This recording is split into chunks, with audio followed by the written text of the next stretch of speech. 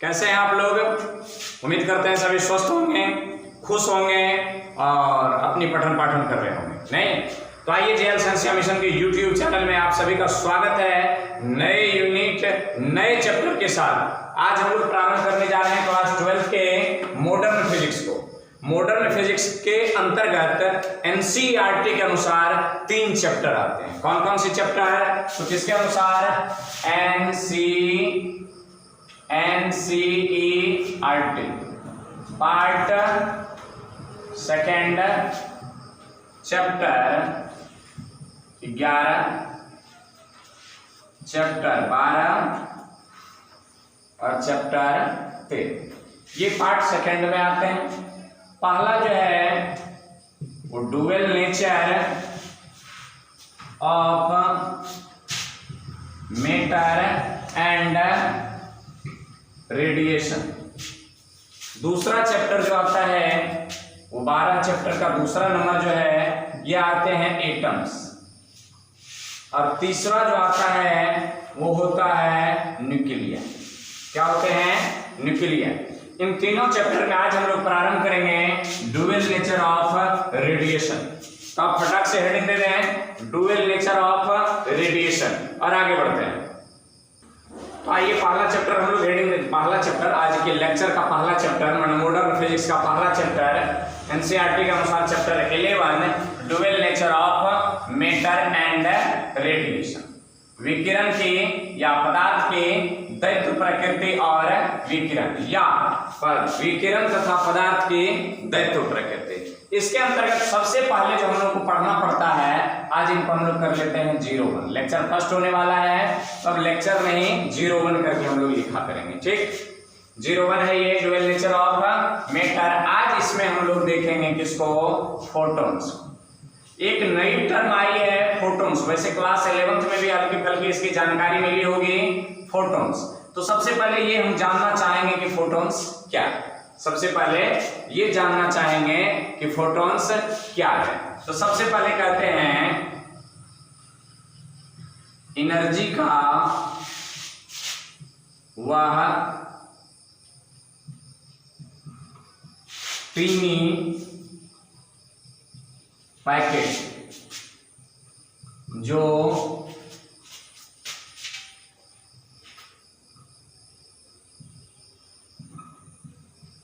Radiation source से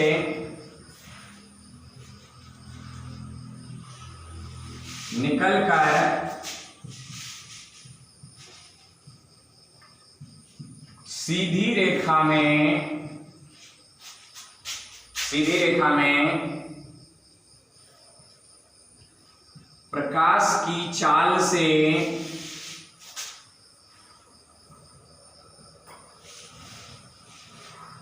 गमन करती है। एनर्जी का वह टीनी पैकेट, छोटा सा बंडल जो रेडिएशन सोर्स से माने विकिरण स्रोत से निकलकर सीधी रेखा में प्रकाश की चाल से गमन करती है, उसे फोटॉन्स कहते हैं। उसे क्या कहते हैं? फोटॉन्स कहते हैं। नोट कर लिए होंगे डेफिनेशन को। फोटॉन्स क्या है आइए समझते हैं फोटॉन्स को। जब हम लोग भोजन करते हैं तो भोजन अपने का क्या है? ऊर्जा का स्रोत है।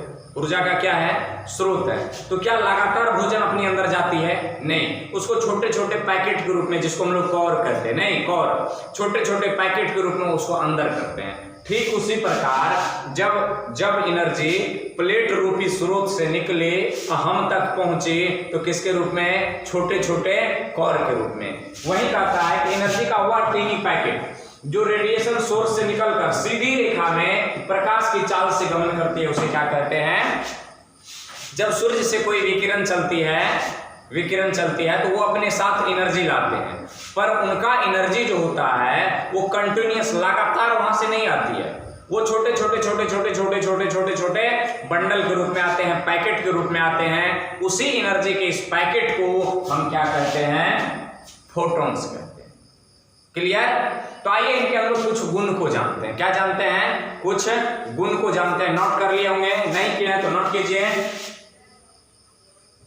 तो आइए हम लोग यहाँ पर देख लेते हैं main features of photon. Photon का मुख्य गुण क्या है, नहीं फोटोन के मुख्य गुण क्या है। तो पहला नंबर कैसा है, पहला नंबर हम लोग देखते हैं अकॉर्डिंग टू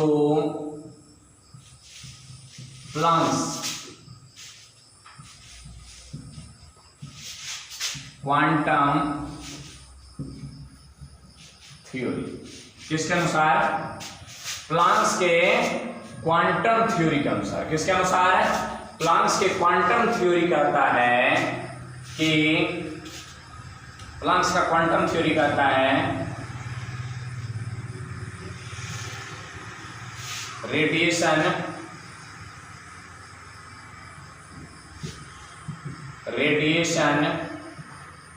की एनर्जी रेडिएशन सोर्स से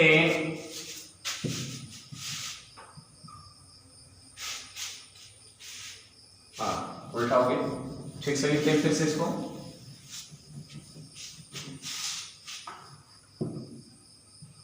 रेडिएशन सोर्स से एनर्जी फोटोन के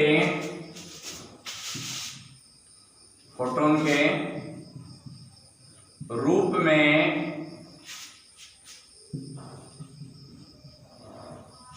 निकलती है, जो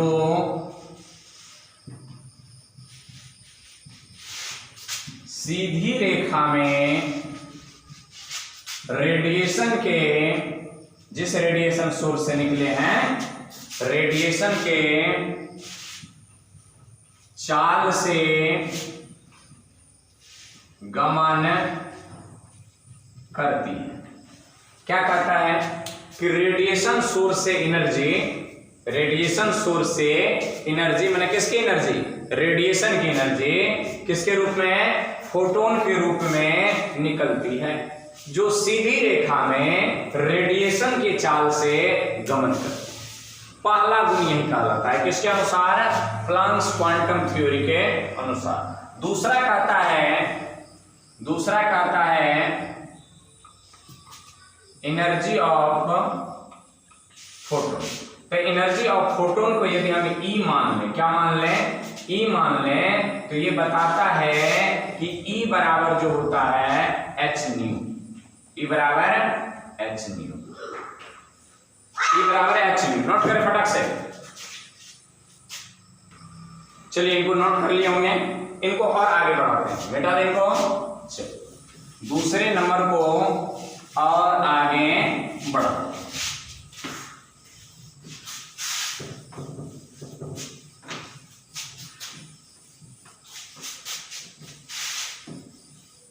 दूसरे नंबर को और यदि हम आगे बढ़ाएं तो पाते हैं ये बराबर क्या है, h न्यू। इसी E को हम लिखते हैं hc/λ। अब यहां पर बात आ गई कि ये hc/λ क्या है। तो यहां पर देखिए सबसे पहले h क्या है, c क्या है और लैम्डा क्या है और न्यू क्या है। इसको पढ़ते हैं hc, इसको पढ़ते हैं लैम्डा, इसको पढ़ते हैं न्यू। क्या पढ़ते हैं, न्यू। h क्या है,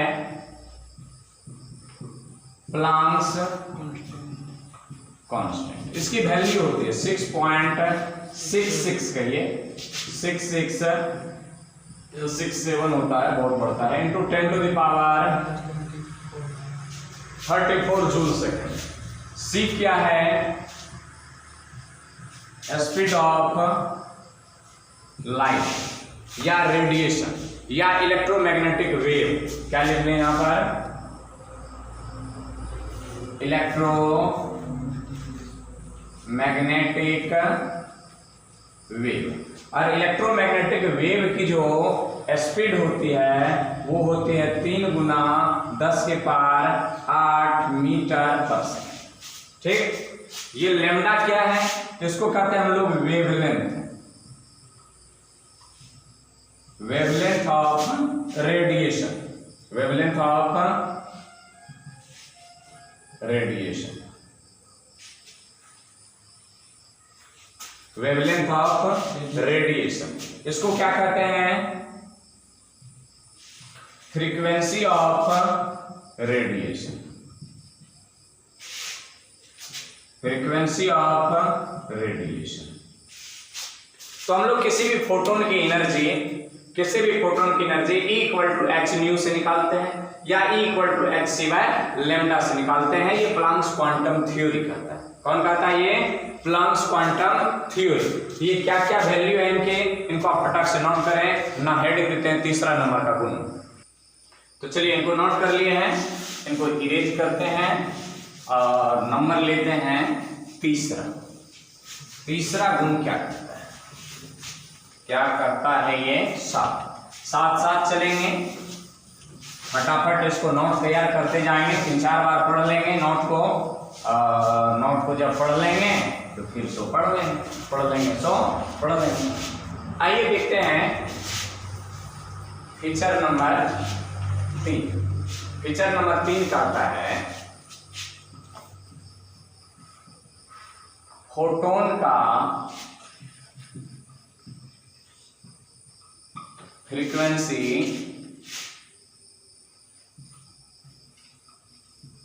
रेडिएशन के निश्चित ऊर्जा, निश्चित ऊर्जा का तात्पर्य एक चीज और है, यही फ्रीक्वेंसी जो है निश्चित क्या कहता है, फोटोन का फ्रीक्वेंसी रेडिएशन के निश्चित ऊर्जा। यहां पर हम एक चीज और लिखेंगे, कलर। इसी फ्रीक्वेंसी का सीधा सीधा संबंध किससे है, कलर से। कलर को व्यक्त करता है, जो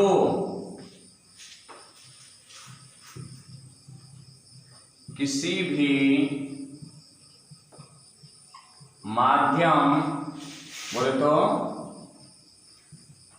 मीडियम में नहीं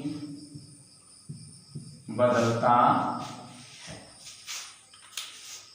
क्या कहता है, फोटोन का फ्रीक्वेंसी रेडिएशन की निश्चित ऊर्जा, माने रेडिएशन में कितनी एनर्जी है वो फोटोन की फ्रीक्वेंसी बता देंगे, जो यहां पर न्यू लिखा था। चाहे आप फोटोन की फ्रीक्वेंसी कहिए या रेडिएशन की फ्रीक्वेंसी कहिए, बात एक ही है, बात एक ही है। तो क्या करता है, रेडिएशन के निश्चित ऊर्जा, निश्चित ऊर्जा बात करें तो फ्रीक्वेंसी निश्चित ऊर्जा को दिया, तो यही कलर भी देता है। अलग अलग फ्रीक्वेंसी अलग अलग कलर देते हैं। तो क्या होता है, निश्चित ऊर्जा को व्यक्त करता है, जो किसी भी माध्यम में, चाहे आप निर्वात में हो जाएं, चाहे आप वाटर में चले जाएं, चाहे आप ग्लास में चले जाएं, वैक्यूम में चले जाएं, एयर में आ जाएं, पर फ्रीक्वेंसी कभी नहीं बदलता है। जब फ्रीक्वेंसी नहीं बदलेगा तो फोटोन की ऊर्जा भी नहीं बदलेगी, और जब फ्रीक्वेंसी नहीं बदलेगा तो फोटोन की कलर भी नहीं बदलेगी। निर्वात में यदि रेड कलर है तो एयर में भी रेड कलर होंगे, वाटर में भी रेड कलर होंगे, ग्लास में भी वो रेड कलर ही रहेंगे। इंटेंसिटी बदल सकती है पर फ्रीक्वेंसी नहीं बदलेगी, स्पीड बदल सकती है पर फ्रीक्वेंसी नहीं बदलेगी। आई बात समझ में? तो देखिए यहां पर तीसरा, चौथा नंबर क्या कहता है, चौथा नंबर अलग अलग माध्यम में फोटोन की चाल भिन्न भिन्न होती है, भिन्न भिन्न होती है। कहिए ऐसा क्यों?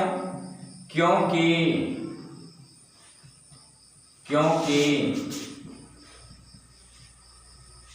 माध्यम बदलने से क्योंकि माध्यम बदलने से फोटोन की वेवलेंथ बदल, जब वेवलेंथ बदलेगा तो क्या बदल जाएगा, फ्रीक्वेंसी। जरा देखिए इसको देखते हैं। E बराबर अपन क्या लिखे थे, एच न्यू, और E बराबर क्या लिखे थे अपन, एच सी बाय लेमडा। अब दोनों इक्वेशन को बराबर कर दीजिए, H nu equal to H C by lambda. H से एच मर गया, अब सी बराबर लेना है तो क्या हो जाएगा, सी इक्वल टू न्यू लेमडा। यहां पर देखिए, पुनः देखिए, न्यू क्या है, कांस्टेंट है, न्यू कांस्टेंट है। यहां पर देखिए फ्रीक्वेंसी रेडिएशन जो किसी भी माध्यम में नहीं बदलता है, न्यू क्या हो गया, कांस्टेंट, तो सी डायरेक्टली प्रोपोर्शनल किसका है, लेमडा का। लेमडा बदलेगा तो सी बदलेगा, सी बदलेगा तो लेमडा बदलेगा। माध्यम बदलने से लेमडा बदलता है, इसके कारण साल भी बदल जाते हैं। सी क्या है, स्पीड ऑफ लाइट। वैसे वैक्यूम में इलेक्ट्रोमैग्नेटिक वेव का 3 × 10⁸ होता है, पर माध्यम जब चेंज करेगा तो सी का वैल्यू भी क्या हो जाता है, चेंज होता है। बात समझ में आई। न्यू कांस्टेंट क्यों है, क्योंकि यहाँ सेकंड थर्ड नंबर फीचर कह रहा है कि फ्रीक्वेंसी रेडिएशन की निश्चित ऊर्जा कलर को व्यक्त करता है जो किसी भी माध्यम में नहीं बदलती है। शायद आपको ये बात समझ में आई होगी, तो फटाक से इनको नोट करें, मिटा करके हम अगला फीचर लिखते हैं। तो कितना नंबर फीचर तक देखे थे, 3 4, फीचर नंबर 5 मतलब फोटोन का गुण। यहां पर कहता है फोटोन का रेस्ट मास 0 होता है। कह दिया कि फोटोन का रेस्ट मास 0 होता है, तो ये रेस्ट मास कैसे निकालते हैं, ये रेस्ट मास कैसे निकालते हैं, आप जानते हैं। हम जानते हैं कि जब कोई पार्टिकल प्रकाश के चाल के तुल्य लगभग बराबर, तुल्य माने प्रकाश के चाल के तुल्य, चाल से गति, हो सकता है हिंदी का स्पेलिंग इधर उधर हो जाए, गति करता है तो उसका mass m equal to m nought by 1 minus v square by c square, under root में 1 minus v square by c square होता है, ठीक, v square by c square. अब यहां पर देखते हैं कि रेस्ट मास 0 कैसे हो रहा है। तो m क्या है, उसका मास है, m नॉट क्या है, इसी को अपन रेस्ट मास कहते हैं। क्या कहते हैं, रेस्ट मास कहते हैं। v क्या है, speed of particle, speed of particle. c क्या है, speed of light, speed of light. 3 × 10⁸ metre per second. आगे कहा है 9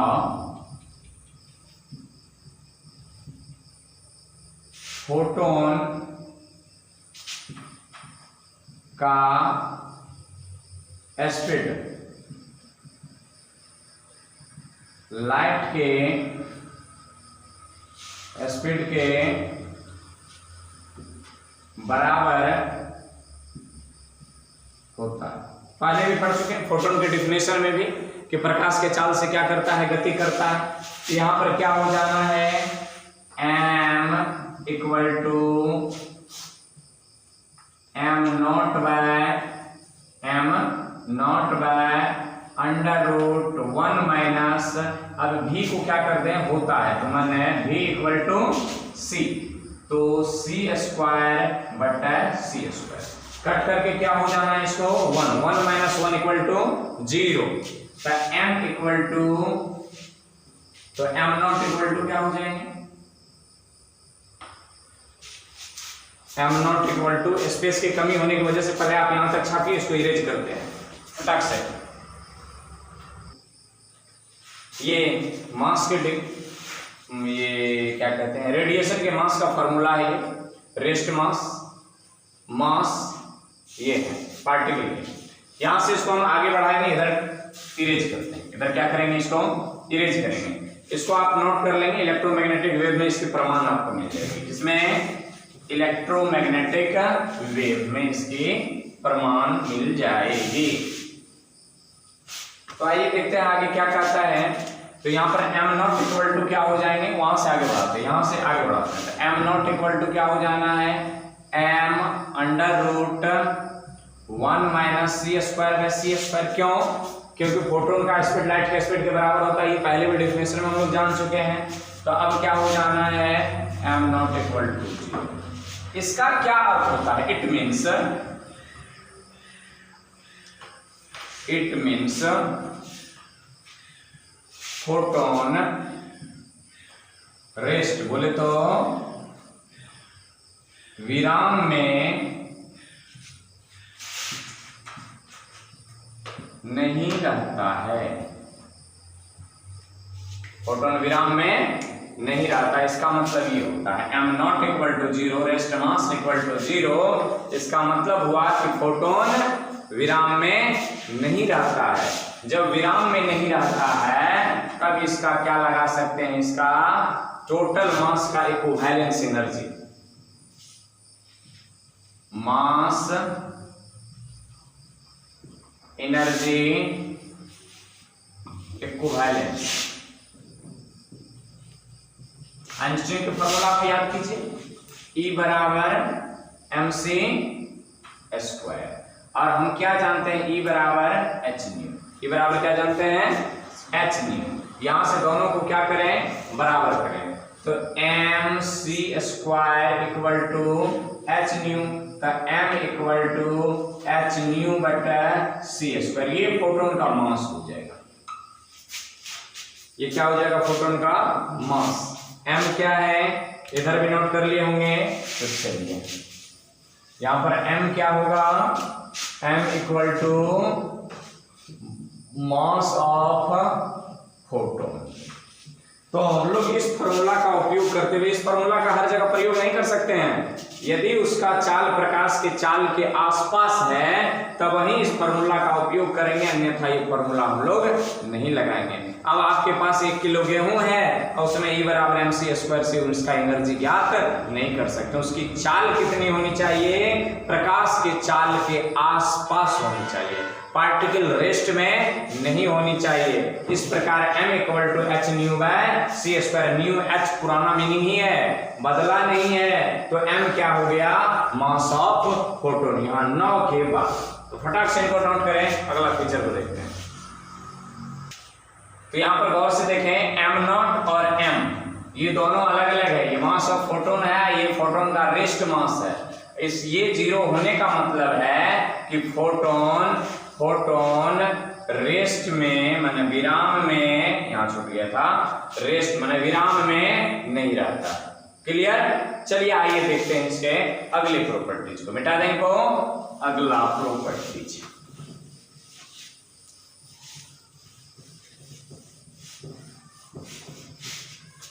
अगला प्रॉपर्टीज क्या करता है। अगला प्रॉपर्टीज होने वाला है 6ठा, मोमेंटम ऑफ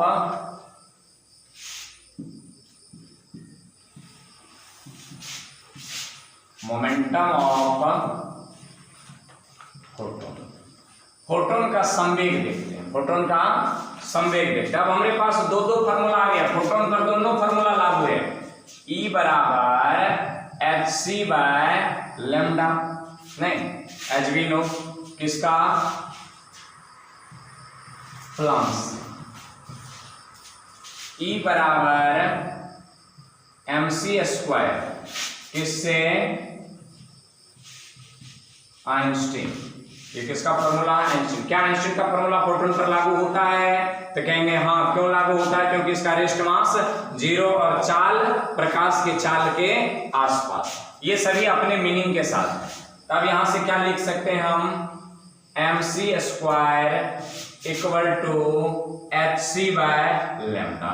ये c से ये c मरेगा, mc equal to h by lambda. m क्या है, यहां पर देखिए m क्या है, मास ऑफ फोटोन, और c क्या है, speed of photon, speed of photon. अब भैया जब स्पीड है तो ये वेलोसिटी कैसे हो सकता है, नहीं, तो इसको क्या कहते हैं, स्पीड ऑफ फोटोन जो होता है ये लीनियर होता है। क्या होता है, तो लीनियर स्पीड बराबर हो जाता है किसके, वेलोसिटी के।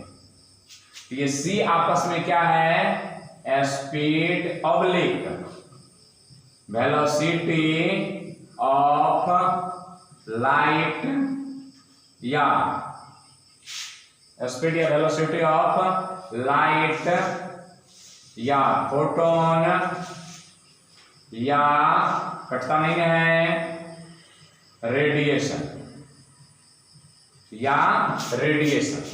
तो ये क्या हो गया, स्पीड या वेलोसिटी। तो यहां पर हम mc को द्रव्यमान गुना वेग को क्या लिख सकते हैं, p। तो p इक्वल टू क्या हो जाना है, p इक्वल टू mv बराबर mc बराबर lambda by h by lambda.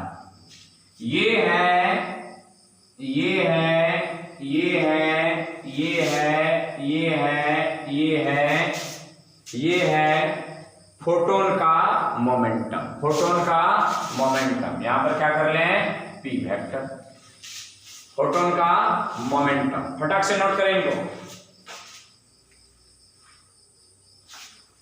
चलिए इनको नोट कर लिए होंगे, मोमेंटम वगैरह। आगे फीचर नंबर 7 नंबर का फीचर क्या कहता है, 7वां नंबर कहता है, कमा नंबर 7वां नंबर कहता है फोटोन की ऊर्जा इलेक्ट्रॉन वोल्ट, इसको ईवी से डिनोट करते हैं, किससे, ईवी से। इलेक्ट्रॉन वोल्ट में मापी जाती है, इसमें मापी जाती है, फोटोन की ऊर्जा इलेक्ट्रॉन वोल्ट में मापी जाती है। तो ये 1 इलेक्ट्रॉन वोल्ट बराबर क्या होता है, 1 इलेक्ट्रॉन वोल्ट बराबर नहीं, charge of 1 electron multiply by 1 volt. ये आया कहां से, तो जरा देखिए, हम लोग V बराबर जानते हैं W बाय Q। तो W बराबर क्या होता है, VQ, और W क्या है, ऊर्जा ना, work done, work done energy के बराबर होता है। ये क्या हो गया, E V। और किसका, ये कूलम चार्ज है, ये क्या है भैया, चार्ज। ये क्या है, वर्क या एनर्जी, वर्क या एनर्जी। ये भी क्या है, ये पोटेंशियल डिफरेंस, पोटेंशियल डिफरेंस, भी पोटेंशियल डिफरेंस। तो यहां पर ये चार्ज है, तो यहां पर क्या करता है, चार्ज ऑफ 1 इलेक्ट्रॉन, तो चार्ज ऑफ 1 इलेक्ट्रॉन इधर मिटाएं, इलेक्ट्रॉन वोल्ट को समझते हैं, इलेक्ट्रॉन वोल्ट को, तो चार्ज ऑफ वन इलेक्ट्रॉन, तो E इक्वल टू क्या हो जाना है, E क्या है अपना V इंटू ई। E को किससे डिनोट करते हैं, इलेक्ट्रॉन वोल्ट से। ये एनर्जी एनर्जी एनर्जी एनर्जी को अपन जनरली किस में मापते हैं, इलेक्ट्रॉन वोल्ट में। तो यहाँ क्या लिख लें, इलेक्ट्रॉन से एनर्जी ही रहने दीजिए।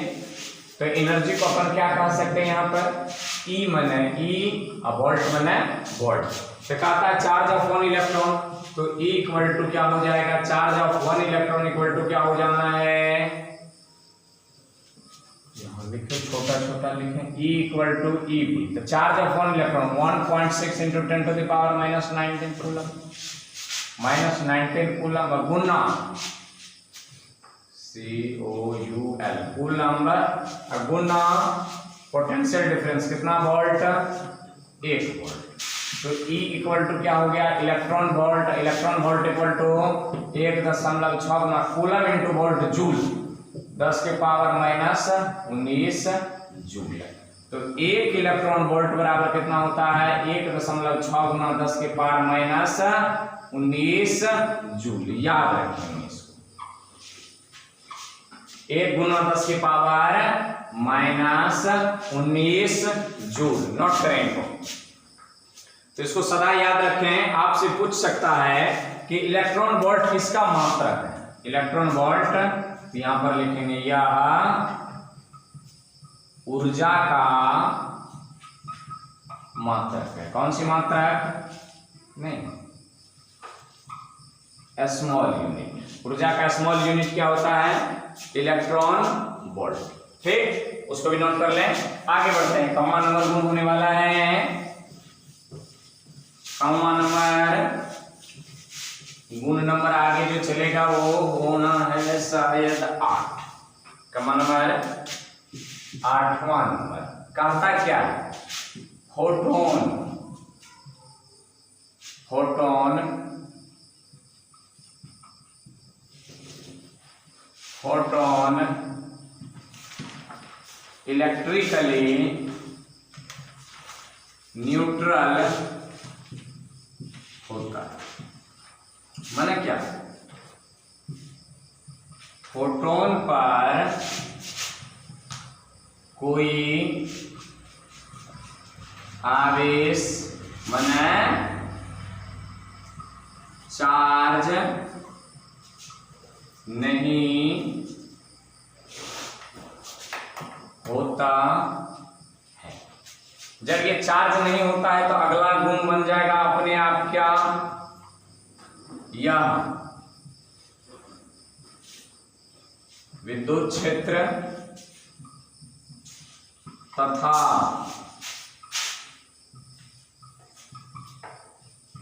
चुंबकीय क्षेत्र में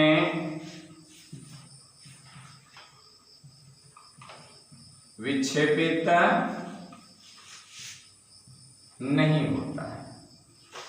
यह विद्युत क्षेत्र तथा चुंबकीय क्षेत्र में विक्षेपित नहीं होता है।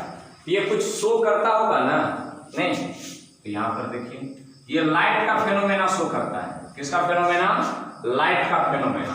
क्या क्या, इसका रिफ्लेक्शन होता है, reflection, refraction, reflection, refraction, deviation, deviation, इसके बाद आगे प्रॉपर्टी है कि डिफ्रैक्शन, डेविएशन,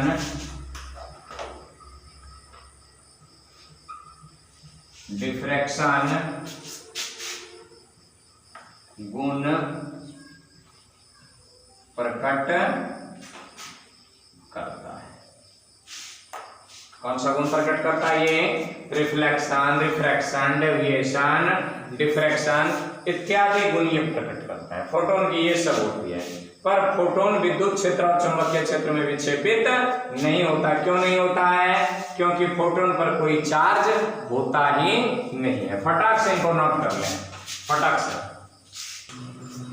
तो अभी हम लोग देखें फोटोन के बारे में और फोटोन के 10 प्रॉपर्टी देखें।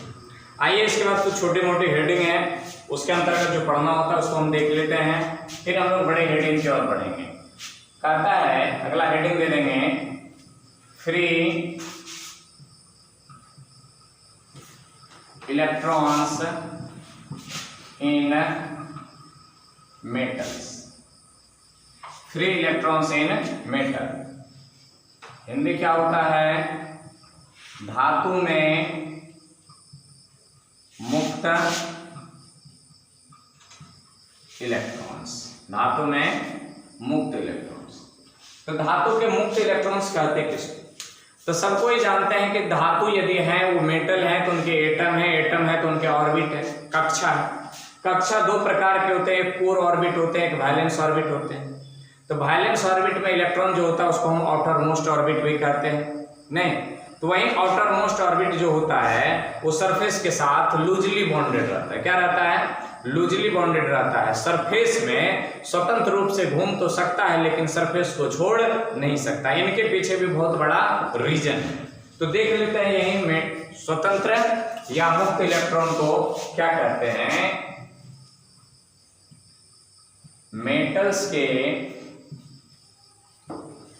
आउटर सेल, माने इसको क्या कर सकते हैं हम लोग? Valence shell. आउटर सेल को क्या कहेंगे? आउटर सेल क्या कहें?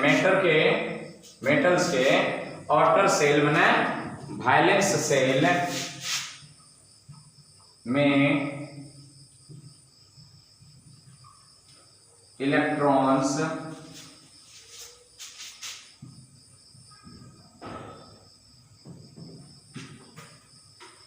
लूजली बॉन्डेड होते हैं, जो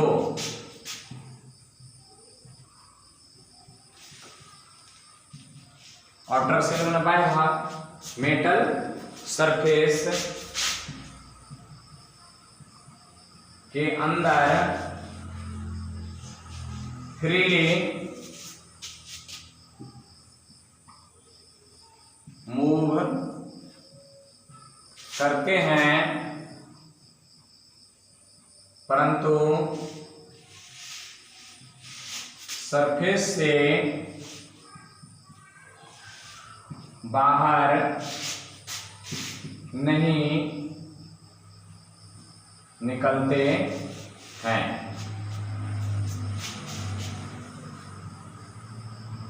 जिसे मेटल्स का फ्री इलेक्ट्रॉन्स कहते हैं। क्या कहते हैं उसे? जिसे मेटल्स का फ्री इलेक्ट्रॉन्स कहते हैं। आइए देखिए क्या कहता है। मेटल्स के आउटर सेल किसको कहते हैं? Valence shell. और कोई मेटल मान लिया जाए ये मेटल है, इसके एटम के वैलेंस सेल की बात करें तो इसका सरफेस जो होता है ये इसका आउटर सेल बन जाता है। तो वहीं आउटर सेल या वैलेंस सेल के में इलेक्ट्रॉन लूजली बॉन्डेड होते हैं, माने इस पर कमजोर आबंधन होता है, टाइटली बॉन्डेड नहीं होता है।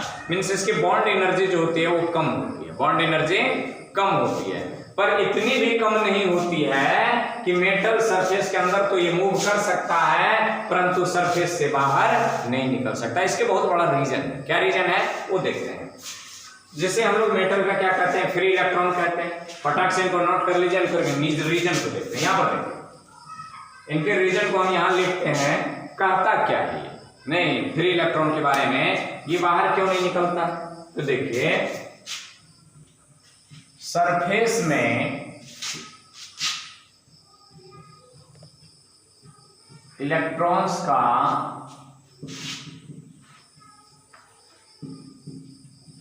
नेट मोमेंटम आउटवर्ड होता है, जिसके कारण सरफेस पर पॉजिटिवली चार्ज, सरफेस पर पॉजिटिवली चार्ज प्रकट होता है। अब सरफेस पर पॉजिटिवली चार्ज प्रकट होता है जो इलेक्ट्रॉन को अपनी ओर अट्रैक्ट, आकर्षित करता है, आकर्षित करता है। इस फोर्स को हम लोग क्या कहते हैं? अट्रैक्टिव फोर्स कहते हैं, जिसे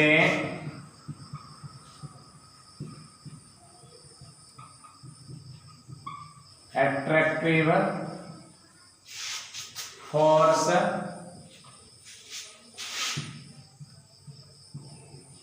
कहते हैं, जिसे क्या कहते हैं? अट्रैक्टिव फोर्स कहते हैं। नोट करें, क्या कहता है? सरफेस में इलेक्ट्रॉन का नेट मोमेंटम, मोमेंटम एक वेक्टर क्वांटिटी है जो सरफेस से, ये सरफेस में इलेक्ट्रॉन चक्कर लगा रही है, इसका जो नेट मोमेंटम होता है वो सरफेस के आउटवर्ड होता है, सरफेस के आउटवर्ड होता है। जब सरफेस के आउटवर्ड होता है तो इलेक्ट्रॉन, इसका मतलब बाहर की ओर मूव करना चाह रहा है। जैसे इलेक्ट्रॉन बाहर की ओर मूव करता है, सरफेस पर पॉजिटिवली चार्ज अपीयर हो जाते हैं, प्रकट हो जाते हैं। तो इलेक्ट्रॉन नेगेटिव और सरफेस पर पॉजिटिव, दोनों के बीच अट्रैक्शन बल काम करता है। कौन सा बल? अट्रैक्शन। क्या करता है? पॉजिटिवली चार्ज प्रकट होता है जो इलेक्ट्रॉन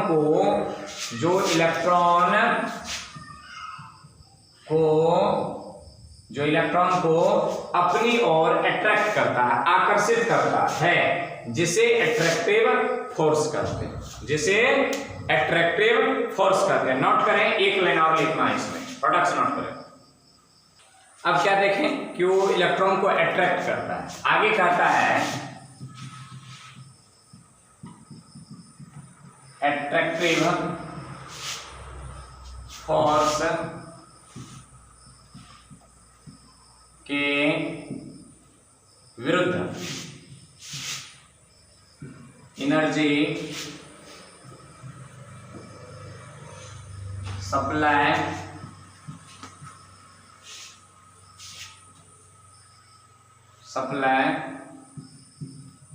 सप्लाई किया जाए तो इलेक्ट्रॉन मेटल सरफेस से बाहर निकल सकता है। क्या कहता है? अट्रैक्टिव फोर्स के विरुद्ध एनर्जी सप्लाई किया जाए, मैंने अट्रैक्टिव फोर्स को तोड़ने के लिए। अट्रैक्टिव फोर्स क्या? Bond energy. क्या है? Bond energy. इस बॉन्ड एनर्जी को तोड़ने के लिए मैंने अट्रैक्टिव फोर्स के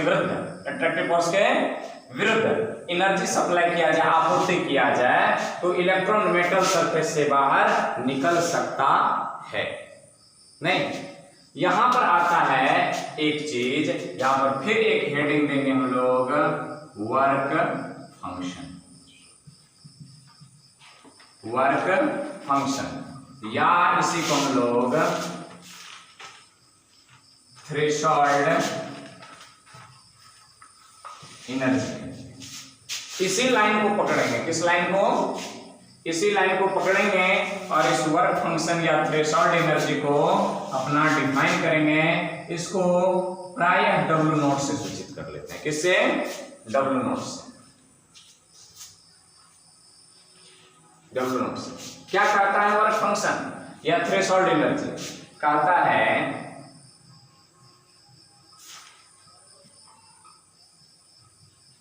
मेटल सरफेस को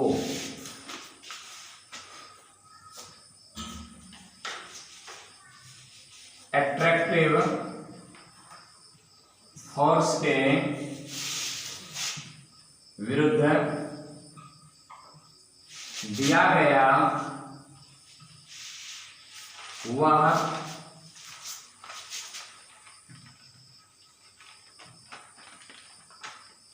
न्यूनतम ऊर्जा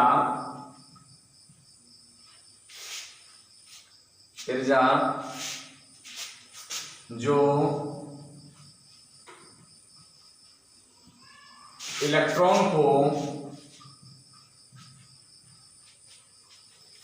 मेटल सरफेस से बाहर निकालता है। क्या कहें?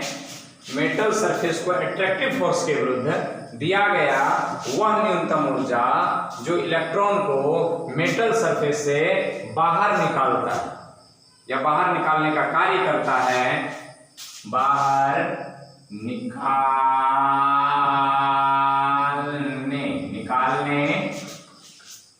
निकालने में खपत कह दीजिए, खपत होता है, उसे क्या कहते हैं? वर्क फंक्शन कहते हैं। यहां कट तो नहीं रहा है, उसे क्या कहते हैं? Work function. देखिए इसी लाइन को पकड़े, क्या कहता है? अट्रैक्टिव फोर्स के विरुद्ध एनर्जी सप्लाई किया जाए तो इलेक्ट्रॉन मेटल सरफेस से बाहर निकल सकता है। आई बात समझ में? क्या कहा कि अट्रैक्टिव फोर्स के विरुद्ध एनर्जी सप्लाई किया जाए तो इलेक्ट्रॉन मेटल सरफेस से बाहर निकल सकता है। अब आ गया, पकड़ लिए वर्क फंक्शन को। इसी लाइन को पकड़ते हुए अपना वर्क फंक्शन या थ्रेशोल्ड एनर्जी का डेफिनेशन बनाते हैं। क्या कहता है? मेटल सरफेस को अट्रैक्टिव फोर्स के विरुद्ध मेटल सरफेस को अट्रैक्टिव फोर्स के विरुद्ध दिया गया वह न्यूनतम ऊर्जा, माने कम से कम मिनिमम एनर्जी जो इलेक्ट्रॉन को मेटल सरफेस से बाहर निकालने में खपत हो जाता है। बाहर निकाल दिया और वो सट भी गया, खपत होता है, उसे वर्क फंक्शन कहते हैं। हमें उम्मीद है आपको समझ आते होंगे। यदि समझ आ गए होंगे तो फटाक से नोट करें। इसके आगे देखते हैं इलेक्ट्रॉन इमिशन। इलेक्ट्रॉन कब निकालते हैं, चूंकि दे दिए हैं ना, तब ये वर्क फंक्शन हम लाएंगे कहां से? ये थ्रेशोल्ड एनर्जी किन किन विधि से ला सकते हैं? चूंकि थ्रेशोल्ड एनर्जी ही एक ऐसी एनर्जी है जो मेटल के सरफेस से इलेक्ट्रॉन को फटाक से फुर करवा सकता है। नहीं, तो इलेक्ट्रॉन फटाक से फुर हो, उसके लिए आवश्यकता किसकी है? वर्क फंक्शन की। और ये वर्क फंक्शन हम लाएं कहां से? तो उसी को देखते हैं कि इलेक्ट्रॉन इमिशन होता कैसे कैसे है। माने इलेक्ट्रॉन मेटल सरफेस से निकल जाए, इसी प्रक्रिया को इलेक्ट्रॉन इमिशन कहते हैं। मेटल सरफेस से निकलेगा कैसे? जब इलेक्ट्रॉन अट्रैक्टिव फोर्स के विरुद्ध एनर्जी देंगे, वो एनर्जी कौन होगा? Work function. फटाक से नोट करें और लिखते हैं इलेक्ट्रॉन इमिशन। अब खोजते हैं वो उपाय। सबसे पहले हेडिंग लगा दीजिए इलेक्ट्रॉन इमिशन। इलेक्ट्रॉन इमिशन इसको कहते हैं, इमिशन का मतलब होता है उत्सर्जन। इलेक्ट्रॉन उत्सर्जन, जैसे मान लिया जाए कि यह एक मेटल सरफेस है, यहां पर इलेक्ट्रॉन इलेक्ट्रॉन इलेक्ट्रॉन इलेक्ट्रॉन घूम रहे हैं। इसको हम चाहते हैं बाहर निकाल दें। नहीं, तो यहां पर क्या देंगे? इसको वर्क फंक्शन सप्लाई करेंगे और तब जाकर के इलेक्ट्रॉन बाहर निकलेगा। इमिशन का मतलब है उत्सर्जन। और यही इलेक्ट्रॉन बाहर निकलना ही क्या कहलाता है? इलेक्ट्रॉन उत्सर्जन कहलाता है। तो ये वर्क फंक्शन जो हम इनको देंगे, ये वर्क फंक्शन जो है इनको देंगे, वो लाएंगे कहां से? तो वही लाने का अलग अलग मेथड है। ये वर्क फंक्शन जो इनको देंगे इस मेटल सरफेस को इलेक्ट्रॉन निकालने के लिए, ये वर्क फंक्शन ये लाएंगे कहां से? इनके अलग अलग मेथड है। तो सबसे पहले इलेक्ट्रॉन इमिशन का हम क्या देख लेते हैं? डिफिनेशन देख लेते हैं। क्या देख लें? इलेक्ट्रॉन इमिशन का डिफिनेशन कहता है मेटल सरफेस से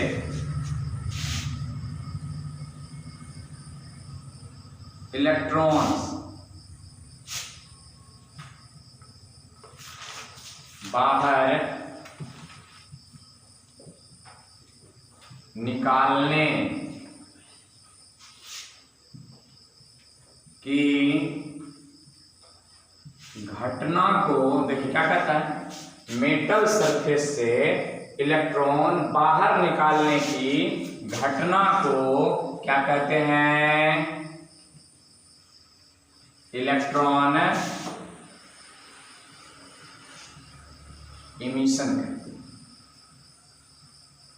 पकड़िए, इलेक्ट्रॉन निकालता कौन है, वर्क फंक्शन। कौन निकालता है, वर्क फंक्शन। ये तो घटना है। इलेक्ट्रॉन इमिशन किसे कहते हैं, तो मेटल सरफेस से इलेक्ट्रॉन बाहर निकालने की घटना को इलेक्ट्रॉन इमिशन कहते हैं। क्लियर, इलेक्ट्रॉन इमिशन करते हैं, नोट कर लीजिए। और ये 4 प्रकार के होते हैं। कितने प्रकार के, कई तरह से नहीं, क्या कहते हैं, methods of electron emission. Electron emission के कौन कौन सी विधि है, इलेक्ट्रॉन इमिशन के कौन कौन सी विधि है, तो number 1 thermionic emission. Number 1 thermionic emission. Thermionic emission क्या होता है, थर्मियोनिक, थर्मल का मतलब होता है हीट, थर्मल का मतलब हीट, उष्मीय उत्सर्जन करते हैं। क्या कहते हैं इसको, उष्मीय उत्सर्जन। लिखिए, जब मेटल सरफेस से इलेक्ट्रॉन का इमिशन हीट सप्लाई के द्वारा होता है, तो उसे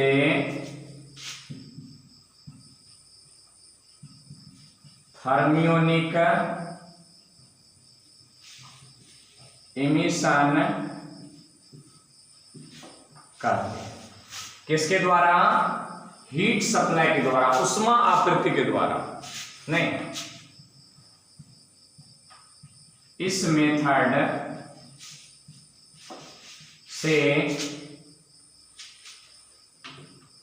मेथड से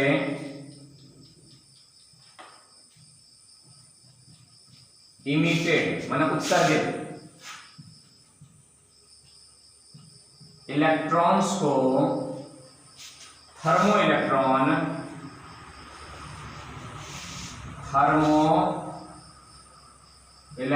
या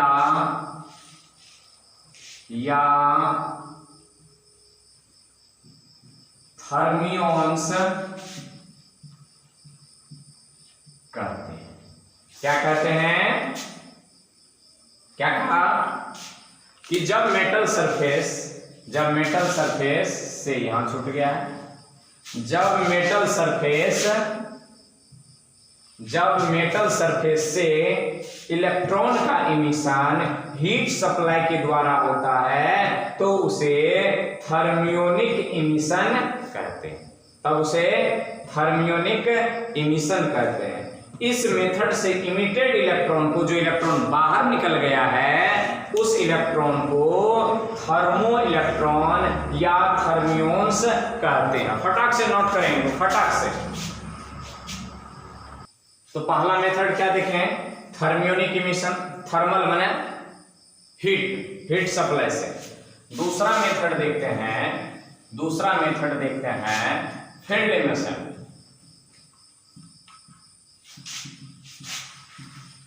फील्ड इमिशन। फील्ड इमिशन परिभाषा, जब मेटल सरफेस से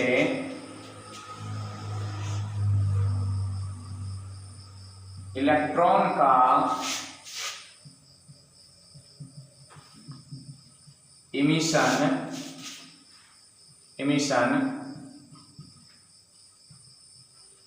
स्ट्रॉन्ग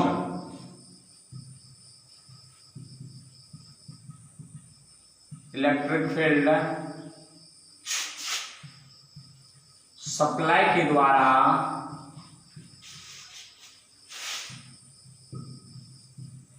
होता है तो उसे फील्ड इमिशन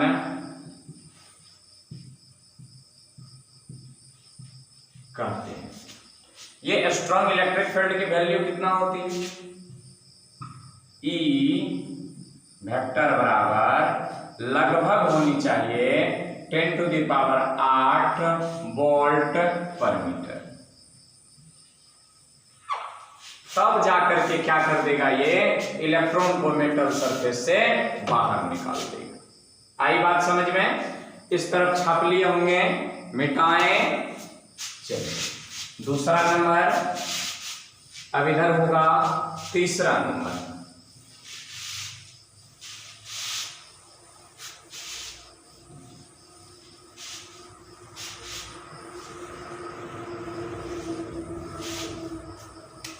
तीसरा नंबर कहता है सेकेंडरी इमिशन। परिभाषा देखिए, जब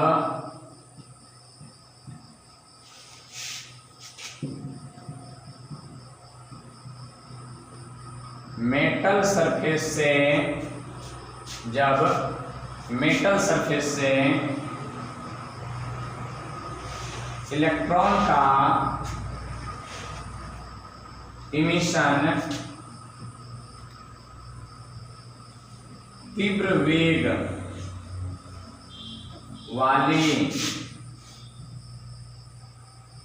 इलेक्ट्रॉन के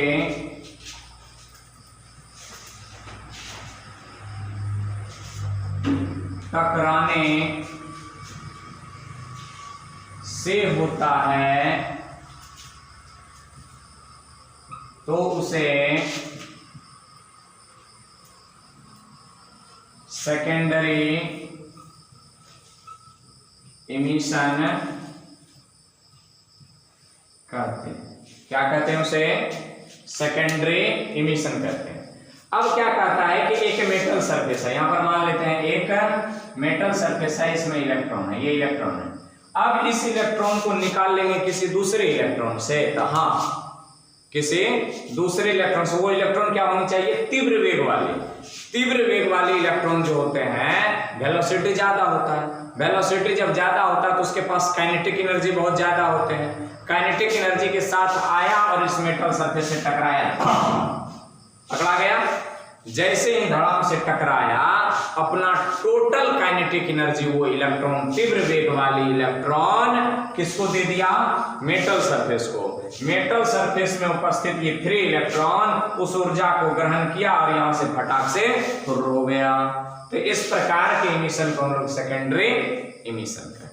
आई बात समझ में? अब यहां पर देखिए, इधर नोट कर लिए होंगे तीसरा नंबर, उधर दूसरा नोट कर लिए हैं, चौथा नंबर देखते हैं हम लोग। चौथा नंबर फटाक से नोट कीजिए। चौथा number photo electric emission. Photo electric emission चौथा नंबर, फोटो इलेक्ट्रिक इमिशन। चौथा नंबर क्या होगा? Photo electric emission. अब फोटो इलेक्ट्रिक इमिशन क्या होता है? और याद रखें, बड़ा लंबा टॉपिक होने वाला है।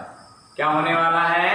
बड़ा लंबा टॉपिक होने वाला है फोटो इलेक्ट्रिक इमिशन। देखिए क्या कहता है फोटो इलेक्ट्रिक इमिशन। जब कलर चेंज कर लीजिए, शर्ट भी नया है, हाँ चुपे चाप बोले। जब मेटल सरफेस से इलेक्ट्रॉन का इमिशन किसी उपयुक्त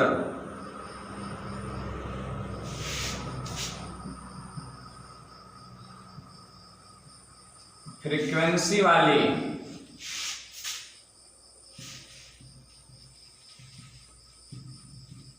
रेडिएशन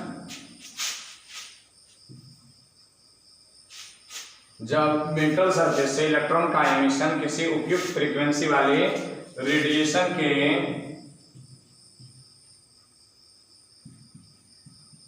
आपतन से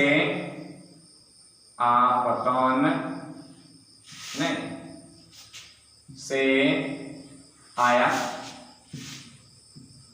होता है तो उसे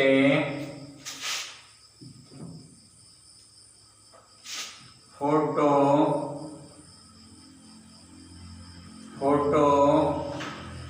इलेक्ट्रिक इमिशन कहते हैं।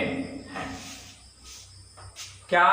उपयुक्त फ्रीक्वेंसी वाली रेडिएशन मीन्स फोटोन आकर के मेटल सरफेस पर गिरेगा, मेटल सरफेस को अपना सभी एनर्जी दे देगा और वहां का इलेक्ट्रॉन उस ऊर्जा को ग्रहण करके वहां से फटाक से फुर हो जाएगा। उसको क्या कहेंगे? Photo electric emission. इसके एक आध लाइन और है, मिटाएं, कुछ आप लिए होंगे, चलिए इनको मिटाते हैं। और ये एक आध लाइन क्या है इनके, देख लेते हैं। नहीं, कहता है इस मेथड, कौन मेथड? फोटो इलेक्ट्रिक मेथड से इमिटेड इलेक्ट्रॉन को फोटो इलेक्ट्रॉन्स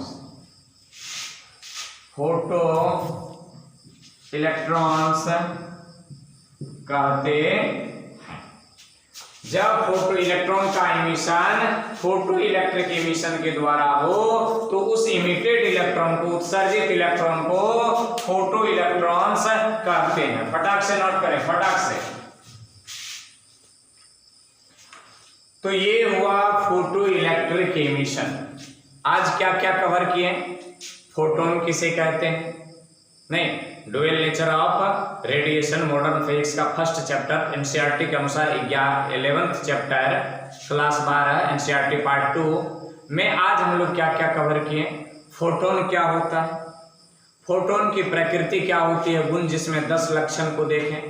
उसके बाद देखें फ्री इलेक्ट्रॉन ऑफ मेटल क्या होता है, वहां से फिर देखें वर्क फंक्शन क्या होता है, फिर देखें इलेक्ट्रॉन इमिशन क्या होता है, फिर देखें हम लोग method of electron emission. Electron emission के कितने तौर तरीके हैं, और अंत में आते आते चौथा नंबर देखें फोटो इलेक्ट्रिक इमिशन। और अगली लेक्चर जो बढ़ेगी यहीं से बढ़ेगी, अगला लेक्चर होने वाला है photo electric effect, photo electric effect. तो अगले लेक्चर में मिलेंगे। पूरे तन्मयता से, पूरे ध्यानस्थ होकर के अपने पढ़ाई पर लग जाइए। आपके जो आसपास में दोस्त मित्र जो भी बोर्ड के सेंटअप कैंडिडेट या जेईई से जेईई का हो, नीट के हो, तैयारी कर रहे हो, उनके बीच इस वीडियो को आप फैला दीजिए ताकि उन्हें भी अधिक से अधिक फायदा हो सके। आसान भाषा में अन्य यूट्यूबरों से में देखा गया कि वो थोड़ी क्लिष्ट लैंग्वेज का प्रयोग करते हैं, पर यहाँ आपको मिलेंगे आसान भाषा में फिजिक्स समझने का एक मौका। तो आइए जेएल साइंस मिशन के यूट्यूब चैनल पर और फिजिक्स क्लास को ज्वाइन कीजिए। यदि आप चैनल पर नए हैं तो चैनल को सब्सक्राइब कर लें। समझ में आया कि नहीं आया एक बार अवश्य कमेंट करें कि हाँ वहां से समझ गए, हाँ वहां से यहाँ प्रॉब्लम है, नहीं समझें। ठीक, यदि पसंद आ जाए तो वीडियो को लाइक अवश्य कर दीजिएगा, कमेंट करना तो भूलिएगा नहीं। धन्यवाद।